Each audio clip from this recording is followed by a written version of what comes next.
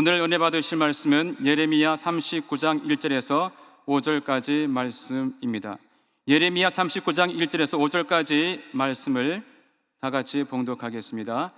유다의 시드기야 왕의 제9년 열째 달에 바벨론의 느부갓네살 왕과 그의 모든 군대가 와서 예루살렘을 에워싸고 치더니 시드기야의 제11년 넷째 달 아홉째 날에 성이 함락되니라. 예루살렘이 함락됨에 바벨론의 왕의 모든 고관이 나타나 중문에 앉으니 고 네르갈 사레셀과 삼갈 네부와 내시장 살스김이니 네르갈 살레셀은 궁중 장관이며 바벨론의 왕의 나머지 고관들도 있더라. 유다의 시드기야 왕과 모든 군사가 그들을 보고 도망하되 밤에 왕의 동산길을 따라 두담 샘물을 통하여 성읍을 벗어나서 아라바로 갔더니 갈대아인의 굴대가 그들을 따라 여리고 평원에서 시드기야에게 미쳐 그를 잡아서 데리고 하맛 땅 리블라에 있는 바벨론의 느부갓네살 왕에게로 올라가매 왕이 그를 심문하였더라. 아멘. 따라하시겠습니다. 남유다가 멸망한 이유. 오늘 봉독한 이 본문의 말씀은 이 남유다가 이 바벨론에게 함락당하는 내용을 자세히 설명하고 있습니다. 이 남유다 마지막 왕 이 시드기야 왕은 바벨론에 의해 세워진 꼭두각시 왕이었습니다.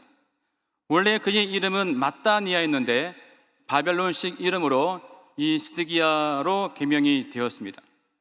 이렇게 바벨론에 의해서 세워진 이 시드기야 왕이 바벨론의 반기를 들고 이 이집트, 이 애굽을 의지하게 되었습니다. 그러자 이 시드기야 왕 제9년 열째 달에 이 바벨론 왕 느부갓네살이 그의 모든 군대를 거느리고서 이 예루살렘을 치러 옵니다. 그리고 성을 포위하고 그 성안을 공격하기 위해서 성벽 주변에 흙 언덕을 쌓기 시작했습니다. 설상가상으로 성 안에는 아주 심한 기근이 이르기 시작해서 많은 백성이 굶주림에 허덕이게 되었습니다. 예레미야 애가 4장 10절을 보시면은 당시의 상황을 잘 묘사해 주고 있는데 딸 내 백성이 멸망할 때에 자비로운 부녀들이 자기들의 손으로 자기들의 자녀들을 삶아 먹었도다 라면서 예루살렘 성안의 상황을 잘 묘사해 주고 있습니다. 성안의 기근이 얼마나 심각했는지를 잘 보여주는 말씀입니다. 이렇게 예루살렘에 심한 기근이 와서 식량이 떨어지고 또 남유다 이 군대들도 더 이상 저항할 수 없는 상황 가운데 이르게 되니까 바벨론 군대가 이 성벽을 뚫고서 그 안에 들어가서 이 예루살렘을 드디어 장악하게 되었습니다. 이때 바벨론 군대가 이 성을 포위한 지 18개월 만인 BC 586년 7월 달에 이 예루살렘이 드디어 바벨론에 의해서 함락되게 됩니다. 이때 이 마지막 왕이었던 시드기야 왕은 자기의 군대를 데리고서 밤에 성을 탈출합니다. 그리고 남쪽인 아라바 쪽으로 도망을 하게 되었습니다. 그러자 바벨론 군대가 그들을 추격하기 시작했고 여리고 평원에서 드디어 그 도망가는 이 시드기야 왕 군사들을 다 잡게 되었습니다. 그때 이 바벨론은 이 시드기야 왕을 체포해서 바벨론 왕에게로 데리고 가게 되었고 이 바벨론 왕은 시드기야 왕을 심문하고 그가 보는 앞에서 그의 아들들을 다 죽여버리고 또 그의 모든 고관들도 다 처형하고 맙니다. 그리고 시드기야 왕은 두 눈이 뽑히게 되어주고 쇠사슬에 묶인 채 포로로 끌려가는 신세가 되고 말았습니다. 그리고 바벨론의 이 군사령관 느부사라다는 군대를 이끌고 와서 예루살렘 성전과 왕궁과 모든 집들을 다 불태워버립니다. 그리고 예루살렘 성벽도 다 헐어버립니다. 그리고 대부분의 백성들을 다 포로로 끌고 가게 되었고 오직 가난한 서민들만 유다 땅에 남겨두고 그들로 하여금 포도원과 밭을 경작하게 합니다. 이것이 오늘 본문의 내용인데 정말 비참한 장면이 아닐 수가 없는 것입니다. 이렇게 난공불락이었던 난공불락성이었던 이 예루살렘이 왜 이렇게 처참하게 멸망을 당했을까? 첫째 이유는 하나님 말씀에 순종하지 않았기 때문이라는 것입니다. 남유다는 이러한 처참한 심판을 얼마든지 피할 수가 있었습니다. 하나님은 예레미야를 통해서 이 시드기야 왕에게 여러 번 피할 방법들을, 살 수 있는 방법들을 알려주었습니다. 예레미야 38장 17절을 보시면은 예레미야가 시드기야에게 이르되 만군의 하나님이신 이스라엘의 하나님 야훼께서 이와 같이 말씀하시되 내가 만일 바벨론 왕의 고관들에게 항복하면 내 생명이 살겠고 이 성이 불사름을 당하지 아니하겠고 너와 내 가족이 살려니로와. 무슨 말입니까? 바벨론에게 항복해라. 바벨론에게 항복하고 하나님의 때를 네가 기다리면 살 수 있다라고 분명히 말씀을 해 주었지만은 이 시드기야 왕은 하나님 말씀에 불순종해서 바벨론에게 항복하지 않고 오히려 이집트를 의지함으로 바벨론의 심기를 건드린 것입니다. 이렇게 하나님 말씀에 순종하지 아니하고 자기의 생각대로 일을 처리한 결과 그는 유다의 마지막 왕이 되었고 나라가 멸망하는 것을 지켜보아야 하는 불운한 왕이 되었던 것입니다. 여러분, 우리가 넘어지고 실패하고 고난을 당하는 이유가 무엇입니까? 대부분은요, 하나님 말씀에 우리가 순종하지 않기 때문인 것입니다. 하나님 말씀에 순종하면은 당장은 손해를 보는 것 같지만은 결국은 그것이 잘 되고 형통한 길임을 우리는 알아야 한다는 것입니다. 요셉을 보십시오. 형들에 의해서 애굽으로 보디발 장군의 집으로 종으로 팔려갔습니다. 그런데 보디발 장군의 아내가 이 요셉에게 반해서 성적으로 유혹합니다. 하지만 이 요셉은 그 여인의 유혹을 단호하게 거부하고 도망을 갑니다. 그 이유가 무엇이었습니까? 이 요셉도 남자였습니다. 그리고 특히 혈기왕성한 20대 중반의 청년이었습니다. 그리고 가족을 떠나서 홀홀단신이 되어진 외로운 남자였습니다. 그런데 보디발 장군의 그 아내가 성적으로 유혹합니다. 그의 마음이 흔들리지 않았겠습니까? 아마 성경에는 없지만은 아마 그의 마음도 분명히 흔들렸을 것입니다. 그리고 당시에 이 이집트의 귀족 여인들은 자기 집 남자 하인과 몰래 불륜의 관계를 맺는 것이 비일비재했고 이것이 당시의 시대 풍조였습니다. 그러므로 요셉이 그 여인의 유혹에 눈 한번 질끈 감고서 그 여인의 요구에 응했다면 아마 그 주인 여인에게 사랑받으면서 나름 편하게 살아갈 수도 있었을 것입니다. 하지만 요셉은 그러지 않고 도망갔습니다. 왜 그렇습니까? 그 일 자체가 하나님 보시기에 죄가 되었기 때문에, 그것이 하나님께 죄를 짓는 것이기 때문에 요셉은 그것을 거절하고 도망을 갔던 것입니다. 이렇게 하나님의 말씀에 순종해서 여인의 유혹을 뿌리치고 도망을 갔는데 그 결과가 무엇이었습니까? 감옥행이었습니다. 하나님 말씀에 순종한 결과 당장은 그에게 어려움이 다가오게 되어지고 고난을 당하게 되었지만 2, 3년 뒤에 그는 세계 최강 애굽의 국무총리가 되는 은혜를 누리게 되었던 것입니다. 여러분, 그러므로 당장 눈앞의 이익을 바라보고 하나님 말씀에 불순종하기보다는 어떠한 불이익을 받게 되더라도 하나님의 말씀에 순종하며 나가시기를 바랍니다. 하나님은 순종하는 자에게, 말씀에 순종하는 자에게 마침내 복을 주시기 때문인 것입니다. 두 번째 이유가 무엇이었느냐? 죄를 회개하지 않았기 때문입니다.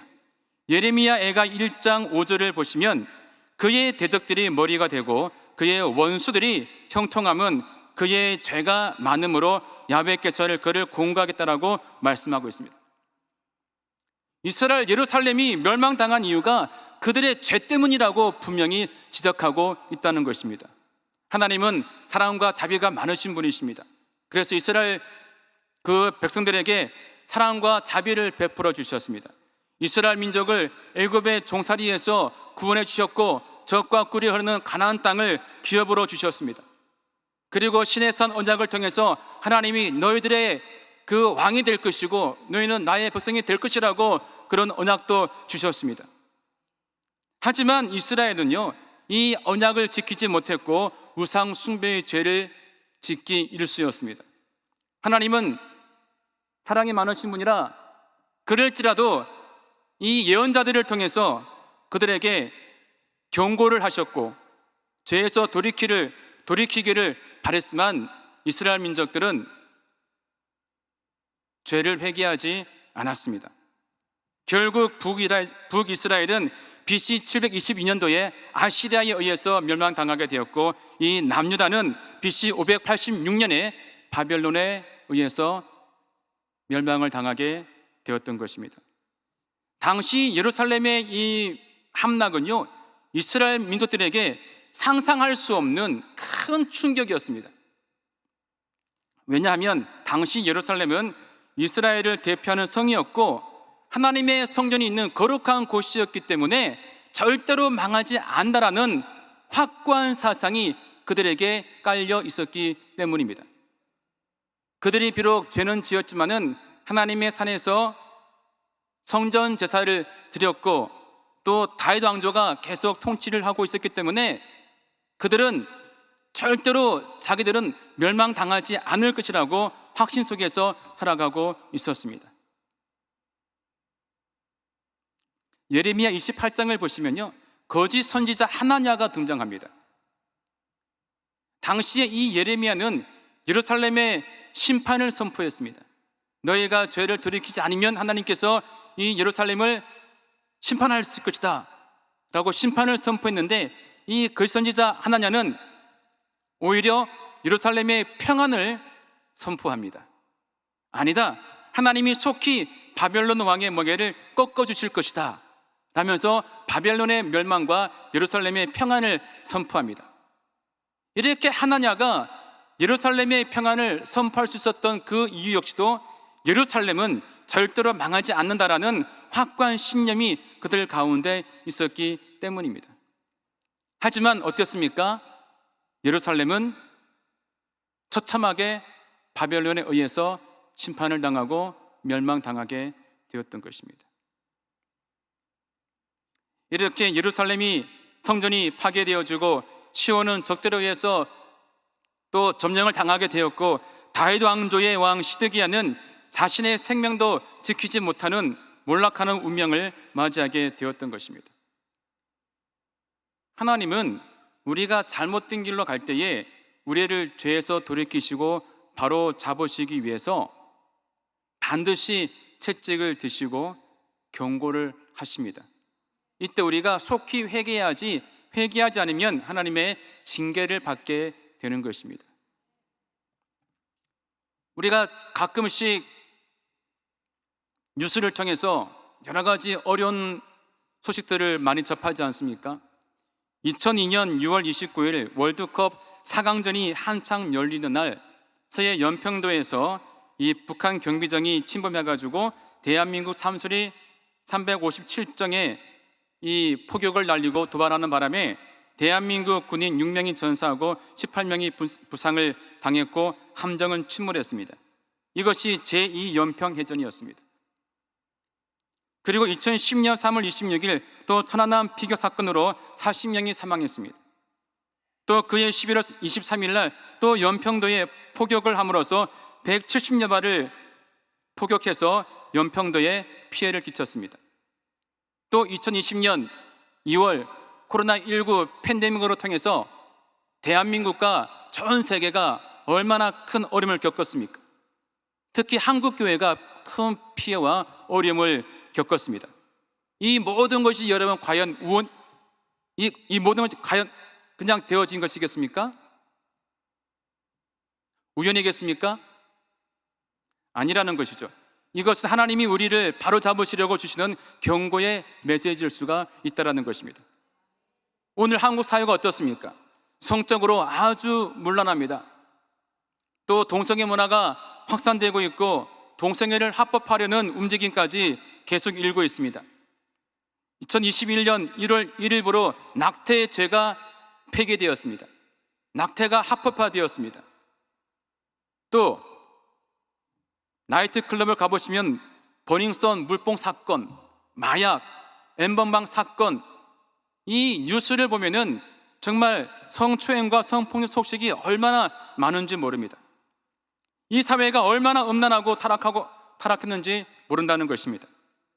또 끔찍한 아동학대, 아동폭력, 성폭력, 가정폭력, 학교폭력, 데이트폭력, 묻지마폭력, 이 사회가 지금 여러분 다 미쳐있지 않습니까?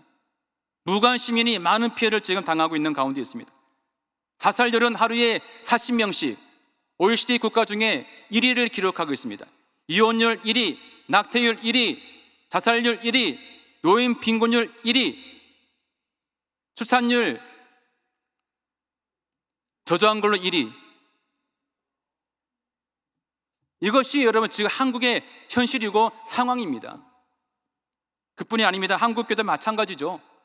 이 한국교회의 이 물질 만능주의, 교회의 세속화, 예배의 형식화, 또 목회자의 타락, 이 모든 것들 때문에 한국교회의 부흥과 성장이 멈추고 한국교회의 이미지가 많이 실추가 되었습니다. 그러다 보니 이 신천지 같은 이단 사이비가 얼마나 지금 판을 치고 있습니까? 이것이 오늘의 우리 현실이라는 것입니다. 여러분이 하나님이시라면 어떻게 하시겠습니까? 한국 사회가 이처럼 타락하고 죄가 가득하니까 하나님께서 남유다를 바로잡기 위해서 바벨론을 채찍으로 사용하신 것처럼 오늘날 한국을 바로잡으시려고 북한을 채찍으로 사용하고 있는 것이 아닌가 생각이 되어집니다. 그렇기 때문에 한국교회와 성도들은요, 더욱더 정신을 차리고 하나님께 회개해야 한다는 것입니다. 지금 우리가 얼마나 회개하고 있습니까? 혹시 안전불감증에 걸려서 하나님의 경고의 메시지를 무시하고 있지 않습니까? 북한이 연평도를 공격하고 대륙간 미사일을 계속 쏘면서 위협을 가해도 전 세계는 긴장을 하는데 한국 국민들은 너무나 평화롭게 살아가고 있다는 것입니다. 믿음이 좋은 건지 안전불감증에 걸린 건지 간혹 헷갈립니다. 이렇게 우리가 안전불감증에 걸려서 하나님의 경고의 메시지를 무시하고 회개하지 않는다면 거룩한 성이요 난공불락의 성이었던 이 예루살렘이 함락되고 무너진 것처럼 이 나라도 그와 같은 어려움을 당할 수 있음을 우리는 기억해야 할 것입니다. 세 번째 멸망당한 이유는요, 하나님이 함께하지 않으셨기 때문입니다. 이 예루살렘 성은 그동안 난공불락의 요새로서 그 위용을 뽐내고 있었습니다. 그 이유가 무엇인가? 높고 튼튼한 성벽 때문이 아니었습니다. 그 이유는 그 성에 하나님이 함께 하셨기 때문이었습니다. 그런데 이 예루살렘 사람들은 하나님을 잊어버리고 그 튼튼한 성벽만을 의지했던 것입니다. 온갖 죄와 우상 숭배의 죄를 지으면서 회개하지 않았습니다. 그 결과 하나님은 예루살렘을 떠나버리셨고 하나님이 떠난 예루살렘은 더 이상 난공불락의 요새가 아니었던 것입니다. 그래서 시드기야 왕 11년에 예루살렘이 함락되었고 남유다도 역사에서 사라지게 되었던 것입니다. 하나님이 함께하지 아니하시면 우리의 삶은 형통할 수가 없습니다. 이렇게 우리 대한민국도 마찬가지입니다. 하나님께 회개하지 아니하면 언제 이와 같은 일을 당할 수가 있다라는 것입니다. 시편 127편 1절을 보시면 야훼께서 집을 세우지 아니하시면 세우는 자의 수고가 헛되며 야훼께서 성을 지키지 아니하시면 파수꾼의 꾀있음이 헛되다라고 말씀하고 있는 것입니다. 지금 대한민국이 하나님이 함께 하시기 때문에 우리가 평안할 수가 있는 것입니다.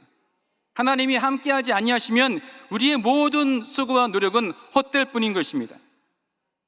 하나님이 함께하시면 북한이 아무리 협박하고 미사일을 쏘고 위협해도 우리 대한민국은 평안할 수가 있는 것입니다.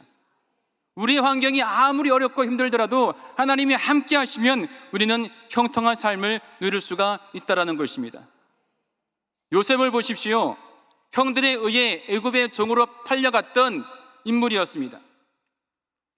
하지만 그는 보디발 장군의 집에 가정 총무가 되었고, 또 13년 후에 당대 세계 최강이었던 애굽의 국무총리가 되었습니다.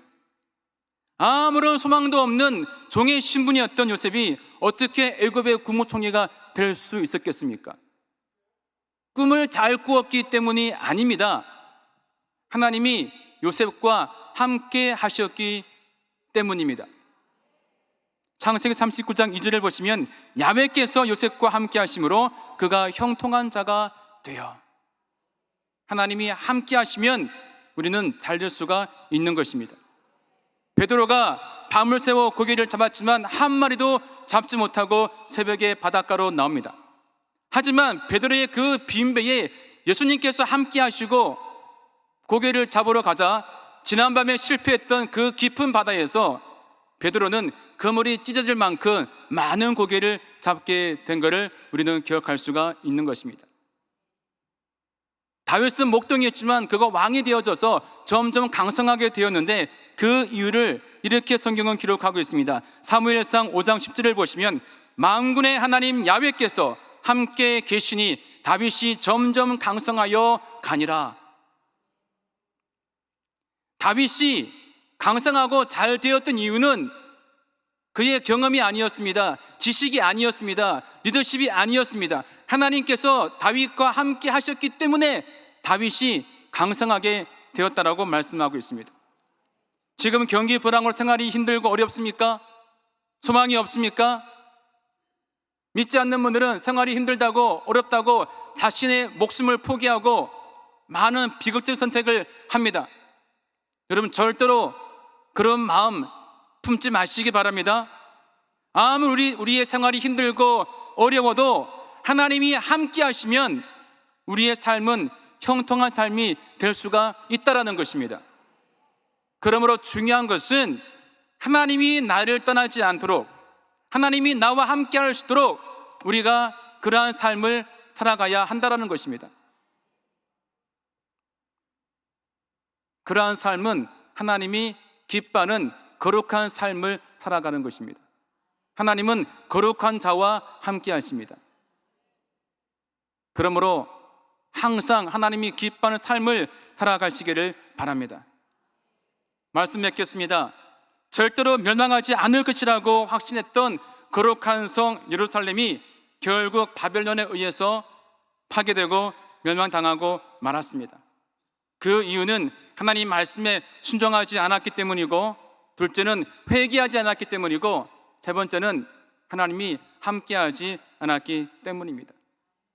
전 세계가 지금 전쟁과 기근과 경제 불황으로 힘들고 어려운 이때에 늘 하나님 말씀에 순종하시기 바랍니다.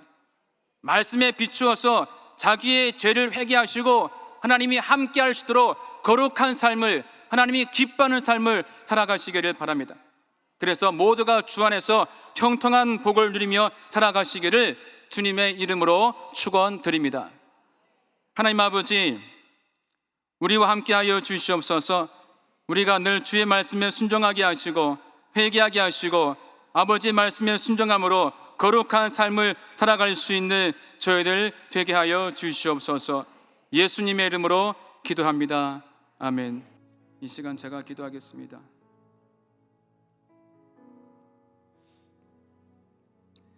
자기 가정의 회복과 또 우리 교회의 회복을 원하시는 분들, 한국 교회의 또 대한민국의 회복을 원하시는 분들은 가슴에 손을 얹으시기 바랍니다. 또 아프신 분들 또 아픈 곳에 손을 얹으시기 바랍니다. 하나님 아버지, 먼저 저희가 우리의 죄를 회개합니다. 이 민족의 죄를 회개합니다.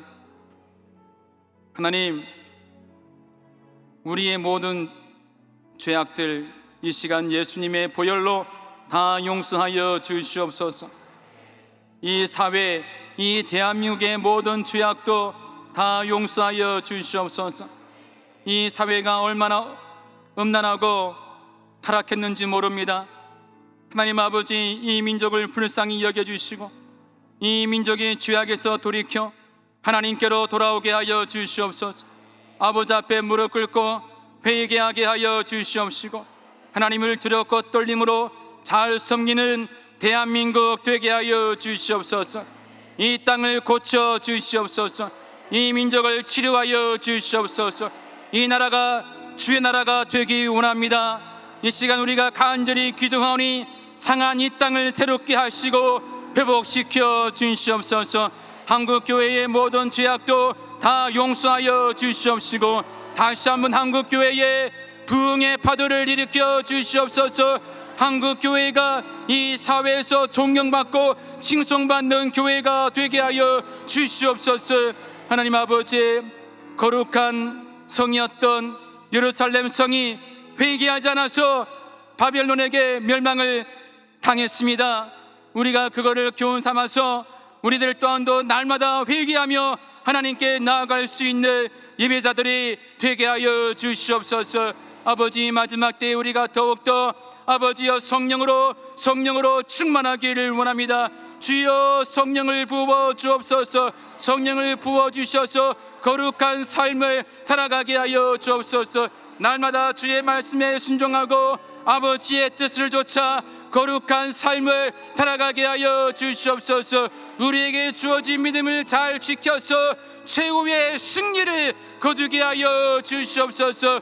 우리의 가정이 회복되게 하여 주시고 아버지, 지구역이 교구가 회복되게 하여 주시옵소서. 직장이 사업장이 회복되게 하여 주시옵소서. 대한민국이 회복되게 하여 주시옵소서. 정치, 경제, 사회, 문화, 군사, 교육에 이르기까지 하나님이여 회복시켜 주시고 새롭게 하여 주시옵소서. 하나님, 이 시간 저희들이 가지고 나온 여러 가지 문제가 있습니다. 그 모든 문제를 믿음으로 주님께 내어놓고 기도했사오니 주님 다 응답하여 주시옵소서. 해결하여 주옵소서. 하나님의 방법으로, 하나님의 뜻대로, 하나님의 때에 다 이루어 주시옵소서. 모든 것이 합력하여서 손을 이룬 줄로 믿습니다. 응답하심을 감사합니다. 아픈 자 있습니까? 병든 자 있습니까? 이 시간 손을 얹고 기도합니다. 하나님이여 치료하여 주시옵소서. 예수 이름으로 명하노니 모든 병마여 떠나갈지어다. 예수 이름으로 고침받을지어다. 예수 이름으로 떠나갈지어다. 마음의 병도 정신의 병도 다 떠나갈지어다.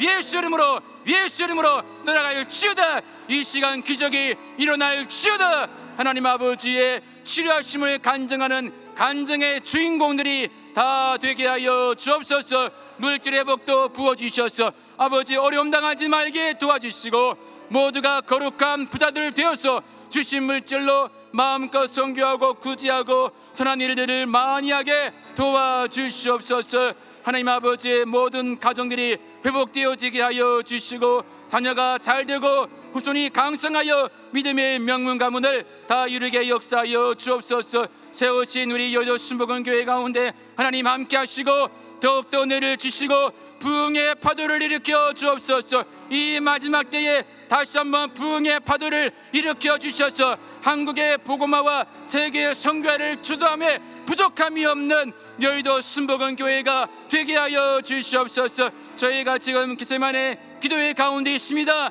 하나님 아버지여 특별한 큰 은혜를 베풀어 주시옵소서.